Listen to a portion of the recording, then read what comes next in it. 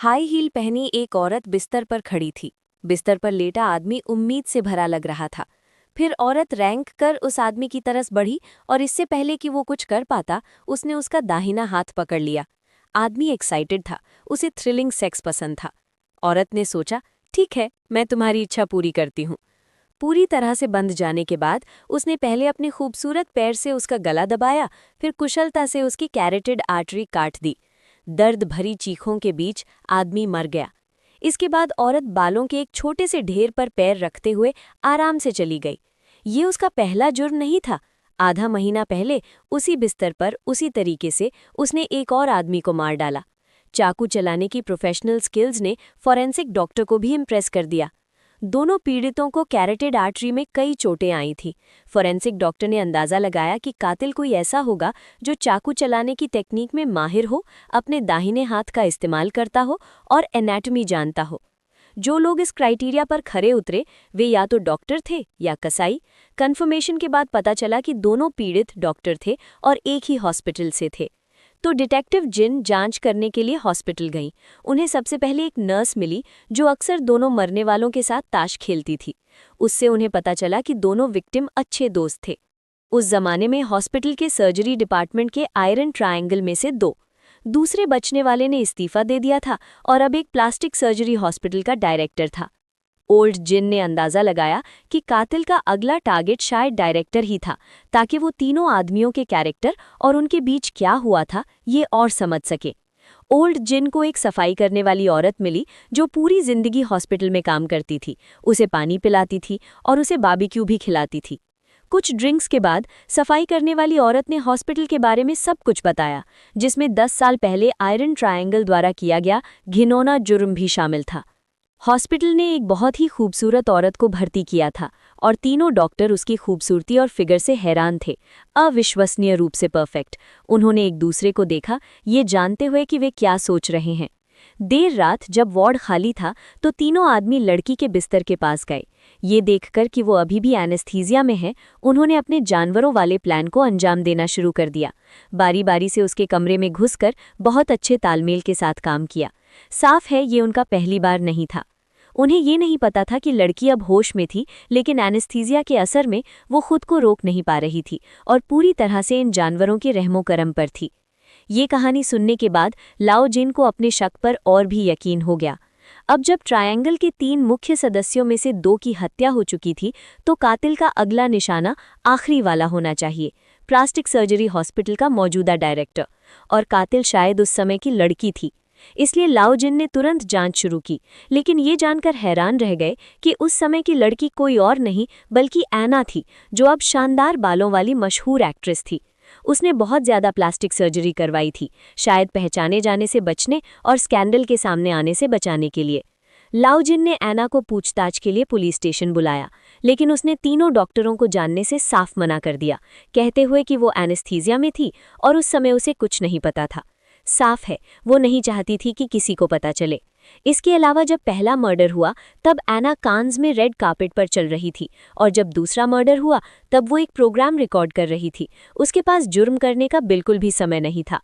मुश्किल से मिला सुराग ठंडा पड़ गया था। तो कातिल कौन था? औरत ने कॉकरोच को देखने के लिए अपना सिर घुमाया और फिर उसके हाथ में मौजूद क्लीवर उड़ गया और एक जादुई टेक्निक से कॉकरोच के वाइटल पॉइंट पर वार किया। ये आह जेन थी, जो गांव की नई कसाई की दुकान की मालकिन थी। ये आह जेन की चाकू चलाने की शानदार स्किल्स ही थी जिन्होंने ऑफिसर जिन का ध्यान खींचा। हाल ही में हुए 2 मर्डर की वजह से फॉरेंसिक डॉक्टर ने ये नतीजा निकाला कि वे किसी ऐसे व्यक्ति ने किए थे जिसे चाकू चलाने की टेक्निक और एनाटॉमी की जानकारी थी। डॉक्टरों को खारिज करने के बाद ऑफिसर जिन को आह जेन पर शक करना पड़ा, लेकिन उसका मकसद क्या था? सुराग खोजने के लिए ऑफिसर जिन ने आह जेन पर नजर रखना शुरू किया, लेकिन जैसे जैसे वो उस पर नजर रखता वो उसके प्रति जुनूनी होता गया। आह जेन की आश्चर्यजनक बुद्धि और आकर्षक शरीर ने ऑफिसर जिन को इच्छा से पागल कर दिया। चाहे रात में सो रहे हों या दिन में काम कर रहे हों, उनका मन आह जेन की हर मुस्कान और हाव भाव से भरा हुआ था। और तभी तिकड़ी के आखिरी सदस्य को मुसीबत का सामना करना पड़ा। अस्पताल के निदेशक ने भूमिगत पार्किंग में एक अजीब आवाज सुनी, जिसके बाद रोशनी बंद हो गई। उन पर हमला किया गया, लेकिन सौभाग्य से वे केवल घायल और बेहोश थे, जानलेवा खतरे में नहीं थे। संघर्ष में उन्होंने हमलावर की जांघ में चाकू मार दिया। बाद में लाओ जिन एक चाकू की दुकान में गए और मालिक को वो चाकू दिखाया जो उन्हें घटनास्थल पर मिला था। मालिक ने उन्हें बताया कि ये कसाईयों द्वारा वस्तुओं को छांटने के लिए इस्तेमाल किया जाने वाला एक उपकरण है। लाओ जिन तुरंत कसाई की दुकान पर गए और वाकई उन्होंने दीवार पर वही चाकू देखा। तब उन्होंने देखा कि आहजेन लंगड़ा रही थी। आहजेन निर्दयी थी। बिना किसी हिचकिचाहट के उसने आहजेन को काउंटर पर फेंका और उस पर झपट पड़ी, जबरदस्ती उसकी स्कर्ट ऊपर उठाई। सच में उसकी बर्फ जैसी सफेद जांघों पर पट्टियां लिपटी थीं। उस पल आहजेन को आहजेन के कातिल होने का लगभग पक्का यकीन हो गया था, लेकिन जब उनकी नजरें मिली तो सीन अचानक धुंधला हो गया। इसके बाद एक ऐसा सीन आया जिसे देखना कोई बर्दाश्त नहीं कर सकता था। इसके बाद दोनों ने एक साथ आराम किया। अचानक लाओ जिन का फोन बजा। पता चला कि हॉस्पिटल डायरेक्टर हॉस्पिटल से गायब हो गया था। सर्वेलेंस फुटेज में उसे एक नकाबपोश औरत ले जाती हुई दिख रही थी। ये अजीब था। आजिन अभी अभी लाओ जिन के साथ थी। क्या कातिल कोई और था? इस पल डायरेक्टर की नींद खुली और उसने खुद को एक वेयरहाउस में पाया। उसके हाथ पैर लकड़ी के तख्तों से बंधे थे। वो डर के मारे मदद के लिए चिल्लाया। इस पल एक बूढ़ी औरत बेन के सहारे लड़खड़ाते हुए अंदर आई। डायरेक्टर ने गुस्से में पूछा कि वो कौन है, जिस पर बूढ़ी औरत ने जवाब दिया कि वो सिर्फ कचरा इकट्ठा करने आई थी। फिर एक नज़र में उसके पीछे एक नकाबपोश औरत अंदर आई और उसने कुशलता से उस आदमी की कैरोटिड आर्टरी काट दी। फिर बूढ़ी औरत ने एक बड़ा वुल्फाउंड छोड़ा जिसने उस आदमी का हथियार काट दिया। इसके बाद बूढ़ी औरत ने अपना नकाब हटाया और खुद को ऐना बताया, वही एक्ट्रेस जिसके साथ सालों पहले आयरन ट्रायंगल ने रेप किया था। पुलिस को रिपोर्ट मिलते ही वे तुरंत मौके पर पहुंचे। उनकी जांच से पता चला कि हत्या का तरीका पिछले 2 मामलों जैसा लग रहा था, लेकिन हत्यारा लेफ्ट हैंडेड था, निश्चित रूप से पहले वाला नहीं। उस शाम जब सब लोग खाना खा रहे थे तो लाओ जिन ने ऐना को टेलीविजन पर बूढ़ी औरत का रोल करते देखा। उसे अचानक याद आया कि कुछ समय पहले आहजेन की कसाई की दुकान पर उससे उसकी मुलाकात हुई थी। उसे कुछ समझ आया और वो तुरंत दुकान पर गया तो देखा कि वो सुनसान थी और आहजेन का फोन नंबर बंद था। लाओ जिन ने अंदाजा लगाया कि ये सब एक्ट्रेस के बदले की योजना का हिस्सा था और आहजेन सिर्फ एक किराए का हत्यारा था। इसके बाद देश भर में कई और मर्डर हुए। सब में एक ही तरीका इस्तेमाल किया गया और सभी शिकार घटिया लोग थे। सुरागों का पीछा करते हुए लाओ जिन को आखिरकार उपनगर की एक फैक्ट्री में एजेन मिल गई।